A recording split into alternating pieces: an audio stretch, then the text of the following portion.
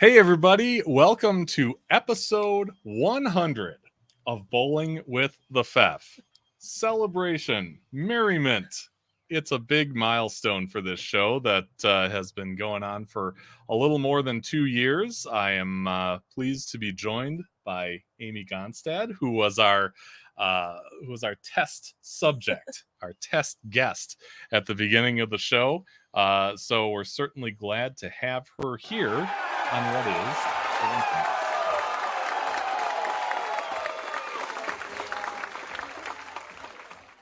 I guess experiment back then. It's kind of an experiment now. You can't hear? Nope, lost sound. Oh, okay. Well, there's nothing to hear right now. All right, good. So, okay.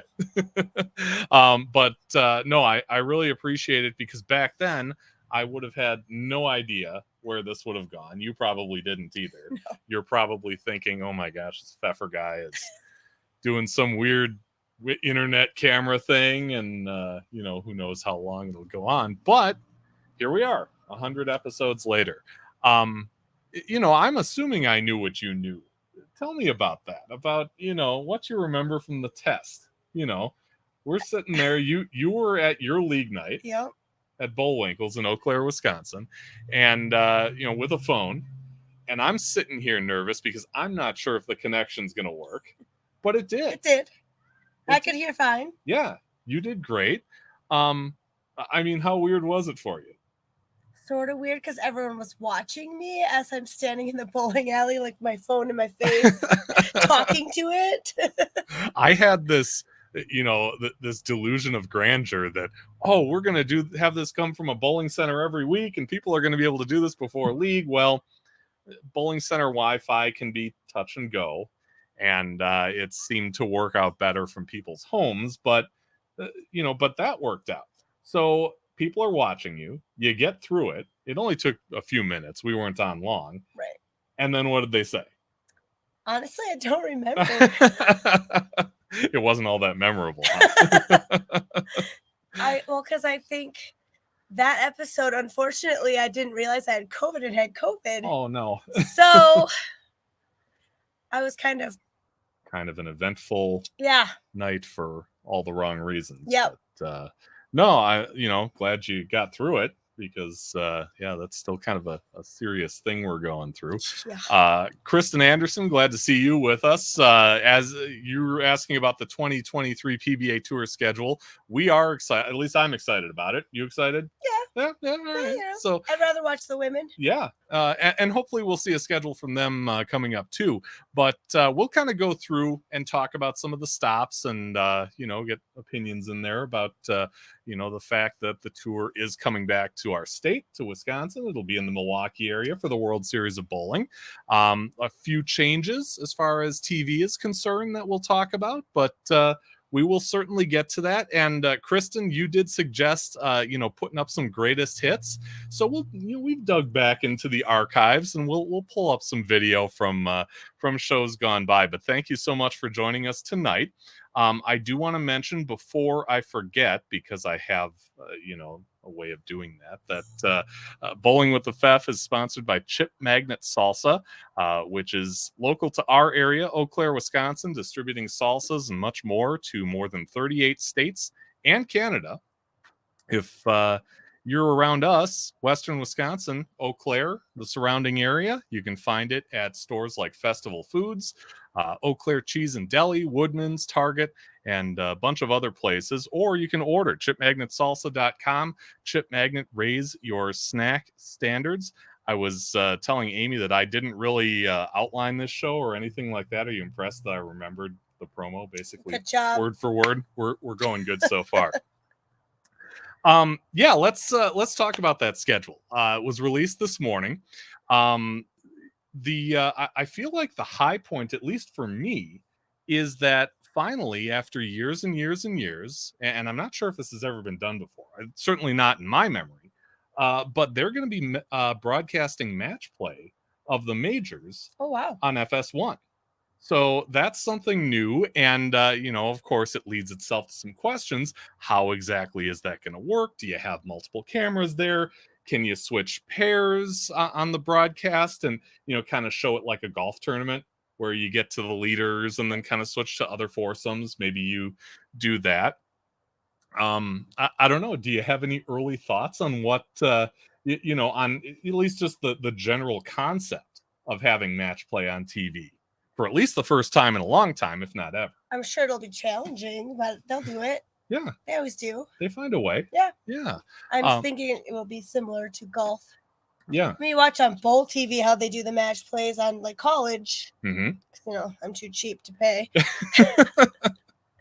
But they do switch from pair, and you can actually choose. But I mean, obviously, live TV, you can't do that. But right.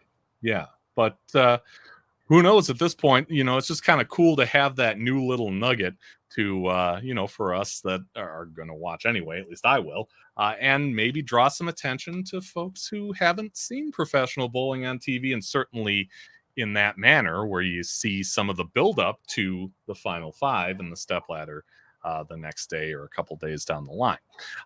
One of the things that I'm excited about is the World Series of Bowling coming back to Milwaukee, the Milwaukee area.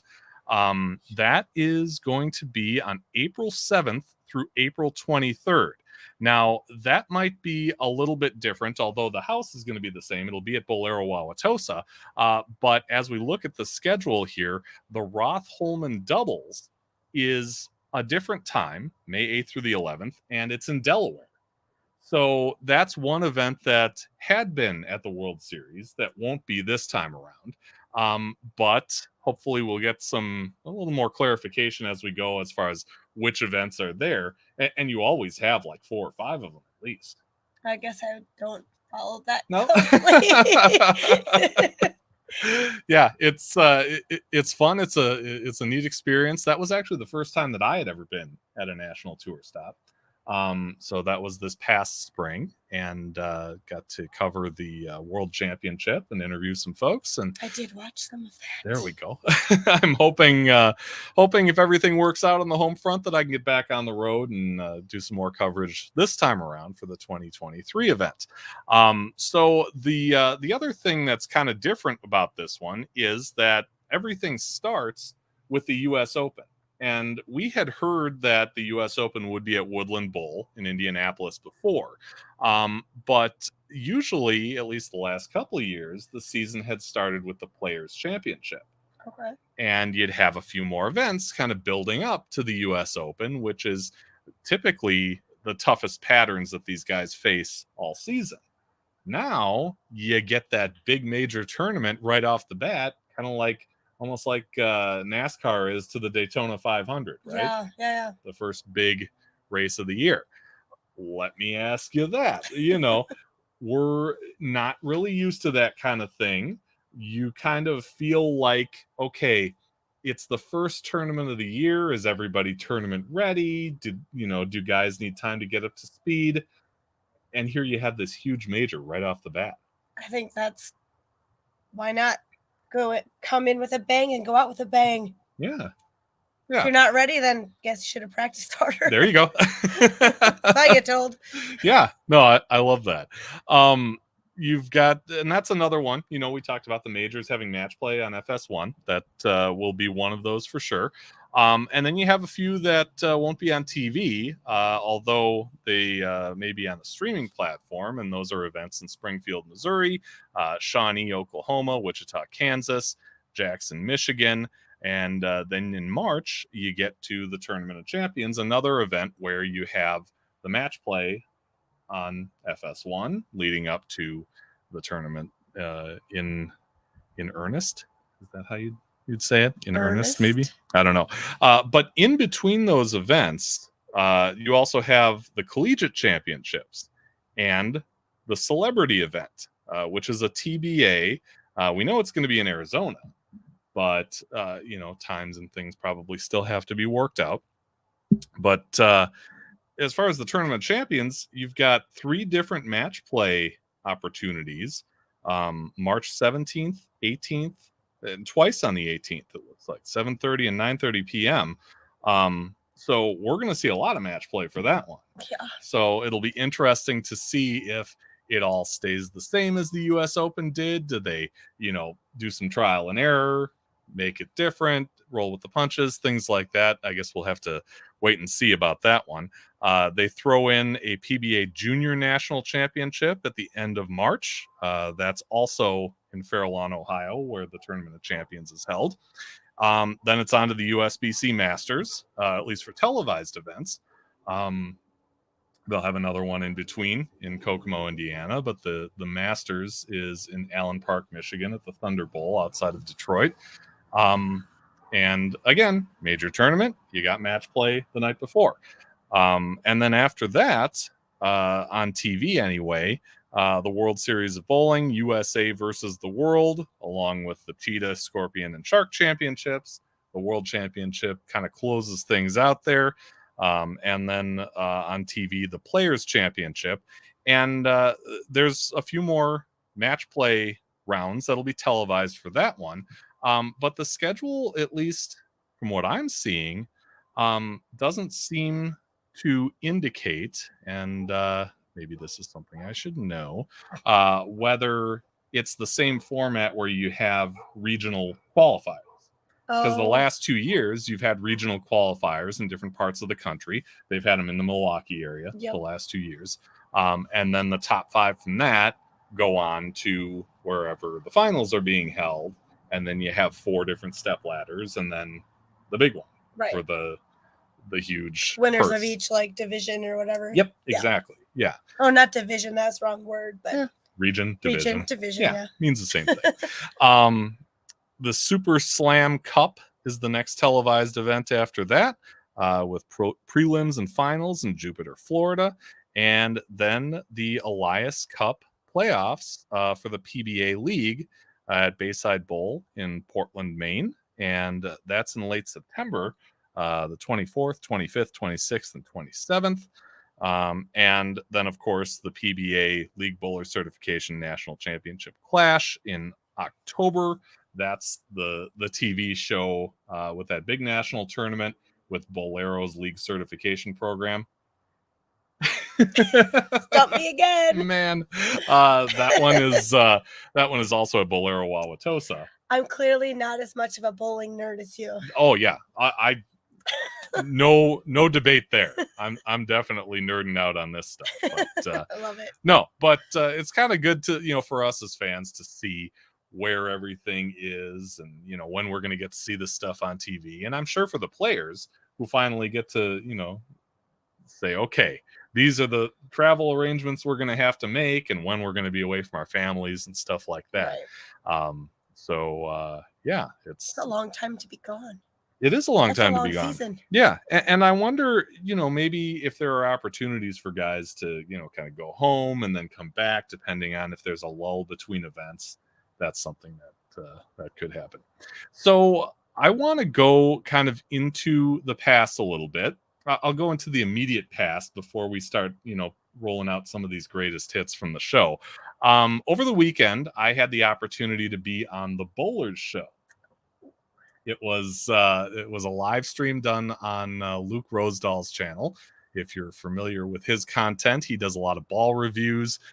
As we found out last night, he's got a drill press in his house. Oh, nice. So he did some carving of new bowling balls last night. He just drilled them. But no, great time. Luke has come on the show before. And really glad that he could be on. And I did speak with Dave a little bit. A little message exchange. We're going to get him on the show too. Nice. In the weeks ahead, so be sure to watch for that. But thank you to both Luke and Dave for having me on. Really enjoyed the conversation, and they followed it up later on in that show with an interview with newly elected PBA Hall of Famer Lenny Borsch. So it's a great watch. If you haven't seen it, check out Luke's channel on YouTube, and you can see that episode on replay. So let's go back to Number one. to our test episode, because number P, I should say. yeah, I just took a little clip out of this, as not to draw it out or anything, but this is the part where one of your colleagues, will say, in the bowling league, made a little cameo appearance, and we talked about that a little bit. That's true. Oh my gosh, it's Mike Phillips.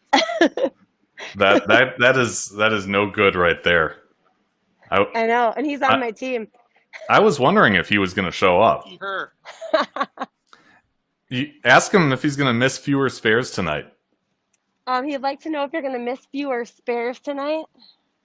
Yeah, I'm using a real ball tonight. He says he's using a real ball tonight, so he should. Well, that's great. We're hoping we can convince him to participate in this too as we get going. And we did. He did end up showing up on an episode. Hopefully he made all his spares that night. Boy, I was a lot more aerodynamic back then with no beard. Yeah. It's a little baby face going on. A different look, yeah. But that was kind of our test episode that got things rolling, and at least gave me the confidence that, hey, barring any technical problems, we can actually do this and put some live video on the air, or on the web, however you want to put that. So we went on to episode 1, which is with Sam and Paul from Bargain Bin Bowling Memes. They were our first guests here, and here's a little of what we talked about on that episode. Bargain Bin Bowling Memes. Let's talk about that to start off. Sam, where did this idea come from? Mostly out of boredom. Yeah. I downloaded an app. I'm like, I just kind of like making these, and I would share some to the big USB-C group, and people seem to like them. So I was like, maybe if I just make a page, then people who want to see it will actually follow through and want to go there instead. Because not all of them are friendly for that page. Right. A lot of things get blocked on that page no matter what they are. The big USB-C group, of course, being the USB-C Bowlers Forum on Facebook, where, some posts do get eliminated. But no, it's funny because you look back and you see the the subscriber total or the follower total that I quoted back there on that page, and you look now and it's totally different. They've had comments and things from Jason Belmonte since then. They're still keeping it up. So again, I haven't seen anything recently though. No, but maybe it Facebook filters stuff. Yeah. I might be just missing it. Yeah. But again, Bargain Bin Bowling Memes on Facebook. That's Sam and Paul's thing. They are keeping it going, and certainly keeping it light, no matter what the situation. So we did a few more episodes from there. Had a few pros on, including PWBA star Verity Crawley. And it was an interesting deal because this was, I guess early 2021, the early days of COVID. So things were kind of because of that. But then literally less than a week before she was scheduled to come on, she posted that she was essentially being told she had to leave the country. I remember that. Yeah. She had to go back to England and kind of wait out a visa issue until. Wasn't there a few of them that had that? She was, and Daria Hayok. Yeah, also I remember reading about it. Yeah. So she went to England, and I said, look, you don't have to worry about my silly little, live stream if you want to reschedule. But, to her credit, she said, no, we can do it from England. The timing had to work out, so I ended up doing it at 6 a.m. Wow. Because that was noon her time, and she's like, you sure you want to get up that early? But I've done morning TV, so I'm used to getting up early. So that ended up being her second day in England. So I asked her, what do you do from here? Here's what she said. What do you do? Good question. Well, this is day 2, and so far I've done a workout at home, and that's it. But my plan is to, again, I think working out is kind of going to be my get out from the world. It's going to be, I've been so used to being in a gym for the last few months, so it's going to be different to go back to doing home workouts. But I think that's one of the biggest things I'm going to focus on, is just making sure I keep my body ready so that when I can get back to competing, at least I don't feel like a flat blob that's had too much cheese and chocolate. She did not feel like a fat blob that had too much cheese and chocolate. She ended up, coming back, having a great season, winning her first PWBA title that summer. And she did do a lot of drills. She'd post video on social all the time where she'd swing the ball, roll it into some pillows or things like that. She had some outdoor exercises that she did. She really made the most of a bad situation. She sure did. Yeah. I was impressed. I watched a lot of that on her Facebook. Yeah. Yeah. Unlike me, I kind of sat around and just waited Gained for like 40 pounds. Yeah, just waited for things to, open back up. And then you saw my first attempt at Yes, at I bowling. did. Yeah. It was not good. Not good at all. But live and learn. And no, that was really cool of her to come on, and she did come on one other time right before the season started for her. So she has been a good friend to the program, and I thank her for not only doing those two things, coming on those 2 shows, but also on commenting on some of the other guests we've had, so we could pull up some quotes for her during the course of all this as well. And then episode 16, we had the great Marshall Holman come on and talk in detail about his career, both leading up to and on the PBA tour. He talked about, kind of getting into the sport. He talked about what it was like to be out there right away. His hot streak that lasted from the late 70s all the way through the mid 80s. I mean, he's, Tournament of Champions winner in 86, bowler of the year in 87. He I didn't even know what bowling was then. He won a title in 88. And then, things kind of went a little downhill for him. And I asked him about that. Here's what he said. What happened then? Well, 2 things: reactive bowling balls and stubbornness. I was always able to make my game work, and so when the reactive balls came out and people were retooling and I didn't. I still just tried to keep making it work the way it was working, and I was just trying to look at the lanes in the same way, where I was trying to control the heads, and it became a game much like it is today of a break point. And I never saw the lanes that way, and my career just plummeted.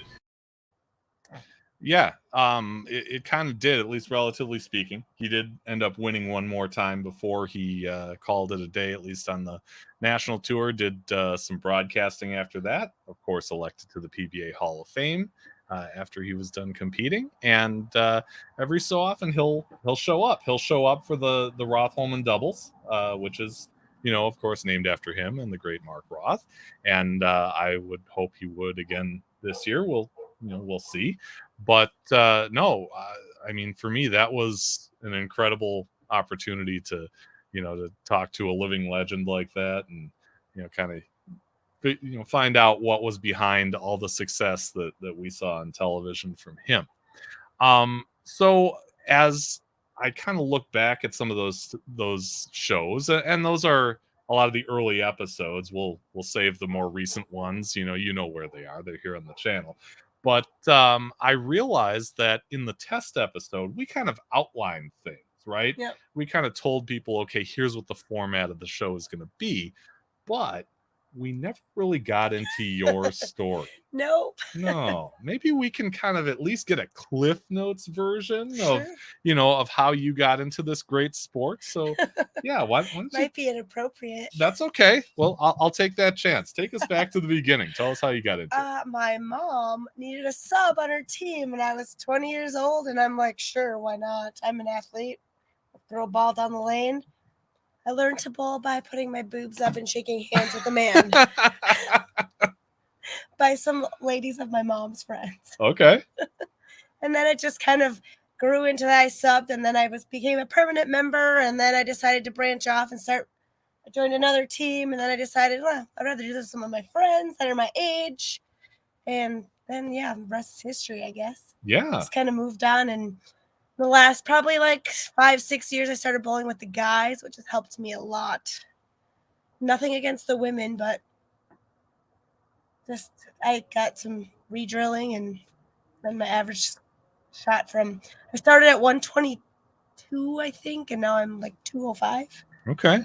So it only took 22 years. I was gonna say, would you ever have guessed that 1 week of substitute bowling with your mom Right. would have led to all this? Because now No. you bowl how many times a week? 3. Okay. And probably tournaments And at tournaments? least once a weekend or more. And you go to state, you go to nationals. Yep. I mean, Mhm. the whole bit. Yeah. That's amazing. Yeah. I never, ever, ever, ever thought I'd ever average 200, ever. Yeah. And I have for 5 years now. But So, you work on it, right? oh, yeah. Yeah. Yeah. Yeah. Tell me about some of your tournament experiences, because we've bowled state together, with the same group. I've never gone to the USBC Open Championships. You have.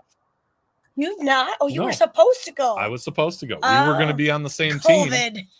And yeah, COVID came, and I bowed out. Actually, it got canceled. It got canceled, so that there was a good reason why I bowed out of it. But but you've done that before. Yeah. So, I've always heard, oh, you got to do it at least once. You got to do it at least once. So tell me about your experiences with it and what's maybe good and not so good. So I've done mostly the women's nationals. Okay. And I will say my favorite is going to the Reno Stadium. Yeah. If you've never been there, just walking in there, knowing like who's bowled there. And it just reminds me of Kingpin, which is like one of my favorite movies. So like that part's cool, but like you go behind the lanes and you all march out and you feel like you're like these really good bowlers, when in fact anyone can go. People think you go to nationals, you must be good. Yeah. But you kind of get goosebumps in there. It's kind of like walking through the tunnel at Lambeau. Like, oh yeah, that's the big place you want to play. And like Reno to me was like where I wanted to bowl. Mm-hmm. So that was a cool experience. Back then, it was more, when I first started, it was just going for the experience, for the fun, and a lot of drinking. But then like Open Championship, so I was able to do that one. When was the first time I went? 3 or 4 years ago. It was Vegas, South Point, OK House. I don't like how far you have to walk to get to it. Through all the casinos. I've heard that a lot. It's so long. Yeah. Like you think you're up the last flight of stairs and you're like, oh, there's more. And you're dragging what? 6 bowling balls? Yeah. 4. 4. 6. I can't remember. Yeah. I don't know. Probably dragging Matt's balls too. But but it is kind of intimidating to see some really great bowlers bowl on such hard patterns. Like for me, I struggled there. Yeah. What's the shot like? Don't miss. Don't miss. Don't miss your mark. You have very tight window. Yeah. And if you're not consistent, you won't score. Okay. Mm-hmm. But it is still cool. I did watch Wesley Lowe bowl a 300 game right next to us. Oh, cool. And then when we were playing poker later, EJ Tackett and Wesley were playing Pai Gow right next to me. Not on the same table, but so I got to kind of watch them be normal. Yeah. That was kind of cool. You didn't chat them up though? I wanted to, but I didn't want to be that girl. I just feel like I don't know, probably get bombarded more than they want to. I wouldn't want to be like everywhere you go, everyone recognize you and Yeah. No, that's awesome though. I've always wanted to, and I'm hoping at some point I will, but I'm gonna work on that spare game before we yeah. I'm changing my spare game right now, and okay. It's fun. Changing like how I'm angling at them. Okay. And what I changed to a plastic ball in March for single pins and like left side. Yeah, left side. Mm-hmm. And now I'm changing how I throw to the right side. Okay. Someone told me I'd be more consistent, so I'm going to try. Yeah. And who was that someone? That'd be Mike. Oh, Mike Worth? Yeah. Yeah. All right.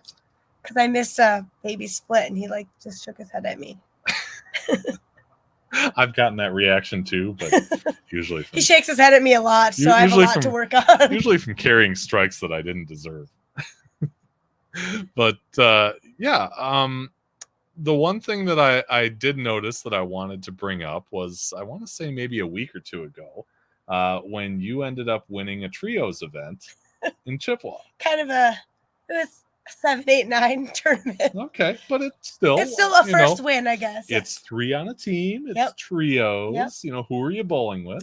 Lori Stewart and Matt Carlson. Okay. Matt Carlson lives in Rice Lake. Hi. And I threw it together at 1 a.m. The team.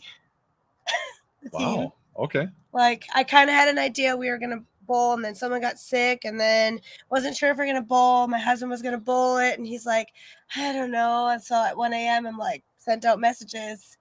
Woke up in the morning to yep. And I'm like, okay, I guess we're doing this. And yeah, we had some struggle in the middle.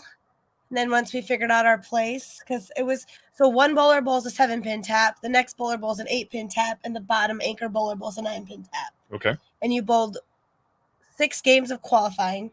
Top 5 teams moved on. We seeded 3rd. Okay. Went into the match, and we faced somebody. We had to give them 60 pins. Oh. So like we had to be pretty You spot had to on. start hitting strikes early. Yep. Yeah. Especially the 9, 7 and 8 counts. I mean, we were pretty solid on those, but the 9s is where we struggled. Okay. And we kind of could play with our lineup a little bit between every game. We ended up squeaking by and winning that one. And then the next game was against our friends. And it was Cindy, Jeff, and Nate, which I bowl with on Tuesday nights, other nights I think too. That game came down to if we both punch out the 9th frame or 10th frame, the bottom bowler, it's me against Jeff, we tie. So we asked him, what's the tiebreaker? Scratch. Well, Jeff ended up ditching it out. And so I knew I just had to keep it on the lane. Yeah. And we won. So moving on to championship, we had to go against Mike Belden's team, which was Mike Belden, Nicole Goodland, and Jason Gardo, which we bowl with all them too. So we all 3 of us were bowling against our friends, which was actually made the tournament even more fun. Yeah. It's like it was kind of like you could just tell there was that sense of more but fun competition. Yeah. Like, because at the next league night, you don't want to be the one who lost. Right. Yeah. So that game came down to like one bad ball on their end. Okay. And I ended up shooting almost a 300 on the 9s. I had a bad. It was a good ball. It just left the 5-7 split. Okay. And I didn't pick it up, so I struck out, and that's I think what kept us in the game. Okay. All of my teammates also did well. So I Maybe. can't remember if they had 2, 3. I have a picture of it on my phone, but I don't have my phone with me. That's okay. Yeah. But yeah, so we ended up just squeaking by on that one too. Yeah. So it was a fun, close matches, which made it really fun. And we're bowling with our friends. Sure. And now we have bragging rights. But absolutely, yeah. Probably traditional house condition, but on wood lanes. Yes. So that makes it a little interesting sometimes. Honestly, it didn't change much. Okay. I don't think I moved all day. Good. Which that's what made it pretty easy. Yeah, for sure. No, that was cool to see on social, and I'm guessing you guys were pretty stoked for. Oh yeah, I could not go to bed that night. I was so wired. Winning's pretty cool. It is cool. I've come close. Last year I got second. Sam did one up there. Sam's Spectacular. Sam Lofquist. Yes, I actually came dressed as Bob Ross. Oh, I remember that. Yeah. And I took it off and bowled qualifying, and everyone's like, "You need to bowl as Bob," and I'm like, "I don't know, it's too hot and it's too itchy. The wig was itchy." I'm like, if I make the next, make the qualifying, Bob Ross will come back out. Well, sure enough, Bob Ross had to bowl, and actually I bowled pretty well as Bob Ross. Yeah. I just lost a handicap battle for the finals, but hey, yeah. But now you got a fun story to tell. Yeah. Right. Yeah. Are you going to be doing, all of them, state, nationals, all that stuff this year? I'm signed up for men's state, women's state. We're still talking about, I think, men's nationals. We're trying to put 2 teams together. Okay. don't know if it's happening. Women's nationals, I'm not sure yet. Mhm. Not sure. Traveling's a lot of traveling. Yeah. So maybe. But for sure the States and probably one of the nationals. I just don't know which one yet. Okay. How about the PBA national, the one for the PBA league bowlers at Bolero? When's that? That is, oh gosh, you're testing my memory here. I know it's in the spring, or I want to say in the summer, maybe. Yeah, I'd have to. I didn't know about that one. Look so that that's up. for the what? So that is the PBA League Bowler Certification National Tournament. So basically, that's at Bolero Wauwatosa.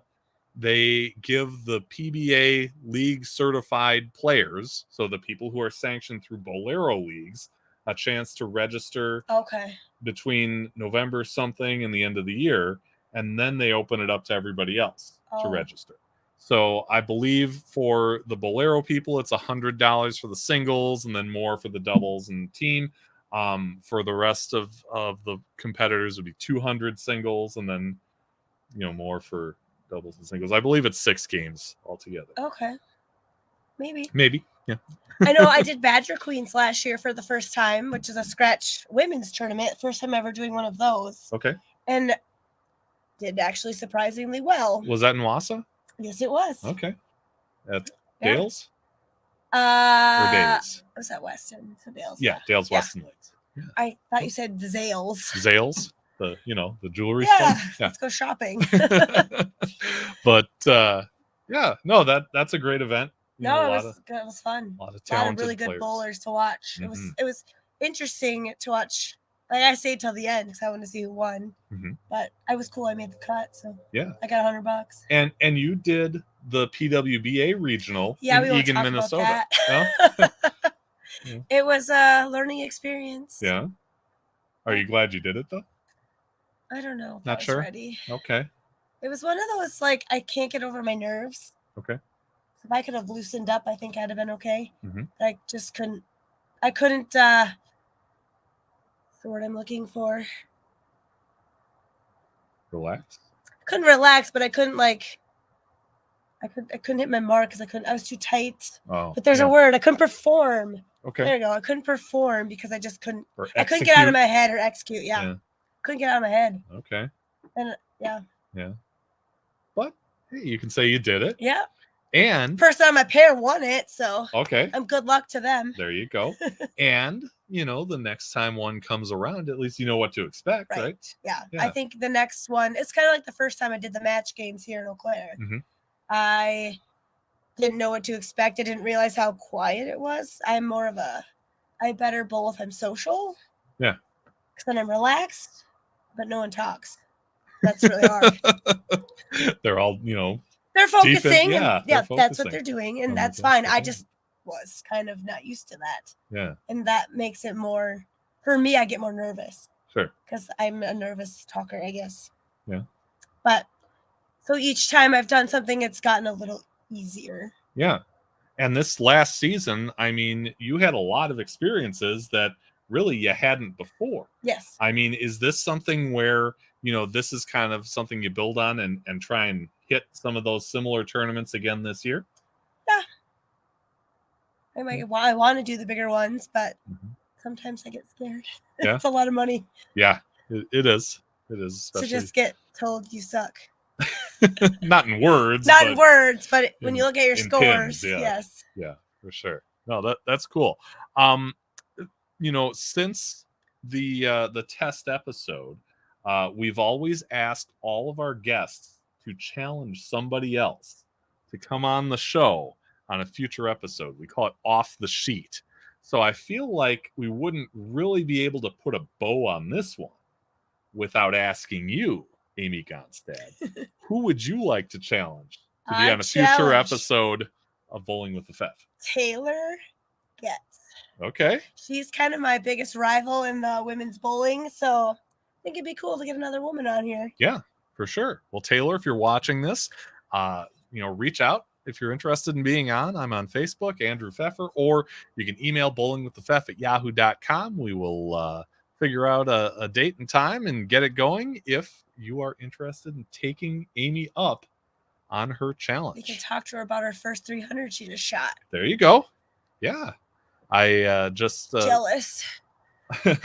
I just subbed on a team with her husband. Oh, Jaron. Yep. Yep. Not too long ago. Cool. They're a cool couple. He put up a nice 700 on that night. So Way to go. yeah, nice, I nice know. I series for miss him. mine.